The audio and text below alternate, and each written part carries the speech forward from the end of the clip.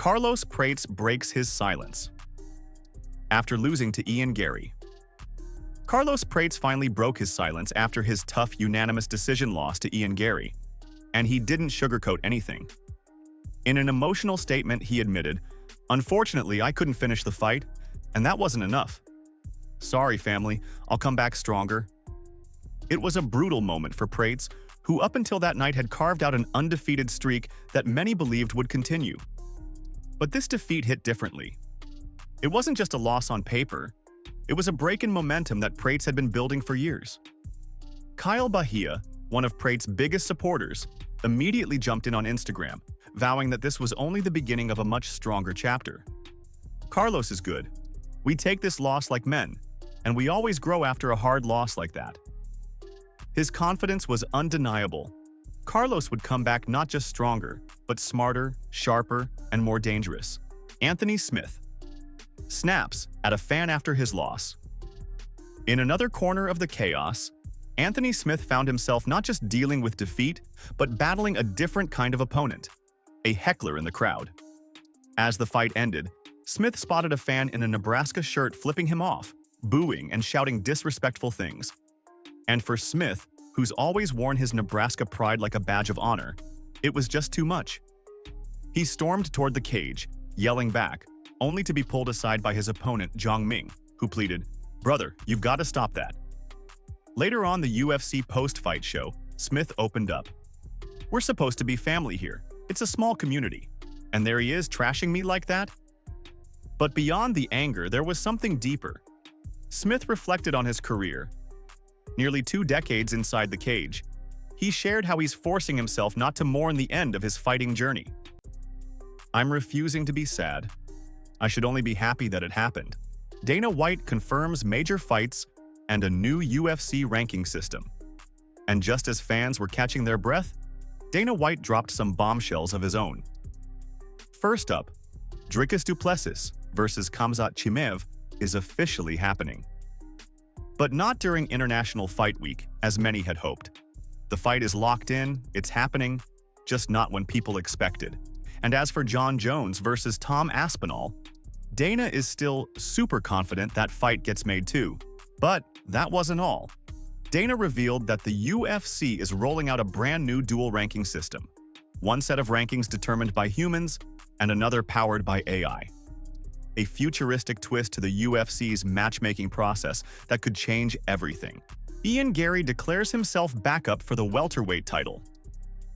Fresh off his win over Carlos Prates, Ian Garry made a bold move, announcing that he's officially the backup fighter for the upcoming welterweight title fight between Bilal Muhammad and Jack Della Maddalena. On Instagram, he didn't hold back. "If anybody slips up, you best believe there's a world title coming back home to Dublin and Brazil." Dana White later confirmed it at the post-fight presser. Ian's backup status was legit. And with the kind of confidence Garry's been showing lately, it almost feels like he's already imagining that belt around his waist. But another former champion had his own big announcement to make. Kamaru Usman set for return against Joaquin Buckley. Kamaru Usman is officially back. After a long layoff following his majority decision loss to Khamzat Chimaev, Usman is finally stepping into the octagon again.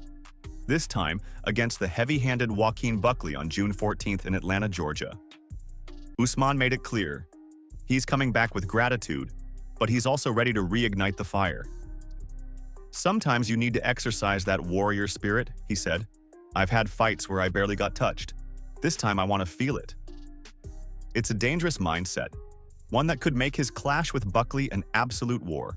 Ian Garry and Carlos Prates share a moment of respect. Despite all the tension, there was a flash of pure sportsmanship backstage.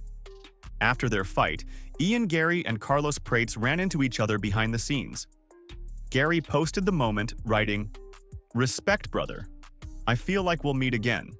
Maybe for the title." In a sport built on rivalry and hype, it was a rare and powerful reminder that respect still lives at the heart of MMA.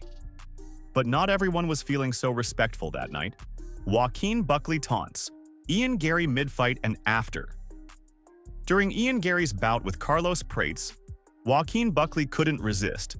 mocking Garry live on Instagram. "Damn, Ian, don't fumble the money. He hurt, Buckley wrote, lighting up social media. And he didn't stop there. After the fight, Buckley continued throwing shots, calling Garry's performance sloppy, and posting footage of his own intense training sessions, captioned, "We here now." Garry, however, brushed off the trash talk during the post-fight press conference. "I don't care for anything he has to say. Leave him to be him."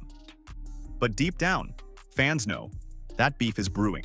Ian Garry's master plan, Muhammad, Makhachev, and Rakhmonov. If you think Ian Garry is satisfied just being the backup, think again. Garry laid out his master plan. Beat Belal Muhammad for the welterweight title, defended against pound-for-pound king Islam Makhachev, and then avenge his controversial fight with Shavkat Rakhmonov. "I'm going to prove that Shavkat never beat me," he said with ice-cold confidence. "This is my destiny." It's an audacious plan. But then again, every champion was once just a dreamer no one believed in. Silva fires. Back after submitting Bryce Mitchell. And finally, Silva had a message for the doubters after shocking Bryce Mitchell. Silva posted on Instagram, "While they were running their mouths, I was sharpening my game." It was a direct shot at the analysts, the fans, and even the fighters who picked Bryce Mitchell to dominate. Silva didn't just win, he made a statement. Even Israel Adesanya chimed in, commenting, "Lol, I love receipts." Sometimes actions really do speak louder than words.